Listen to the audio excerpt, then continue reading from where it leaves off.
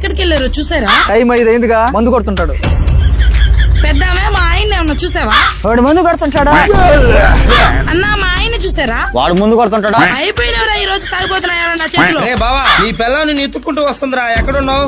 మందు కొడుతున్నావు మావా? జాగ్రత్త రోయ్, చూస్తే చంపేసేలా ఉంది. ముందు కొడుతున్నావా? వస్తున్నా నుండు. ఛ, నిజంగానే మందు కొడుతున్నాడే, నేనే తప్పుగా ఊహించుకున్నాను. మన ఇద్దరం బాగున్నామని విడగొట్టాలని ఏదేదో చెప్తుంటారు, అవన్నీ నమ్మకు నువ్వు. నిజమేనండి.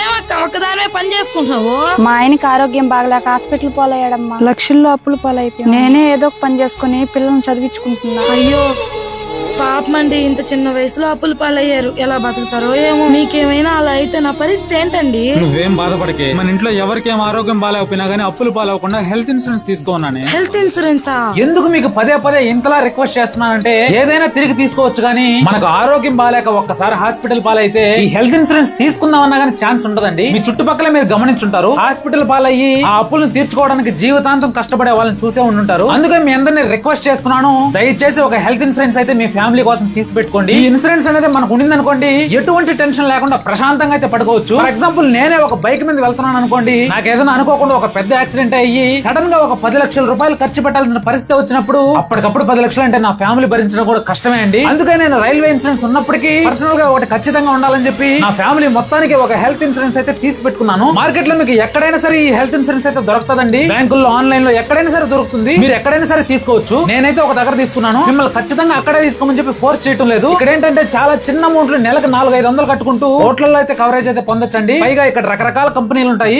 ఏ కంపెనీ ఇన్సూరెన్స్ తీసుకున్నా సరే అప్ టు 25% వరకు డిస్కౌంట్ కూడా ఉంటుందండి. మీరు వెంటనే తీసుకోలేకపోయినా సరే మీ ఏజ్ కి, మీ ఫ్యామిలీ ఏజ్ కి ఎంత అమౌంట్ పడుతుందో ఒక్కసారి చూసుకోవడం కోసం నా బయోలో అయితే లింక్ ఇస్తున్నానండి. ఒకసారి క్లిక్ చేసి అయితే చెక్ చేసుకోండి.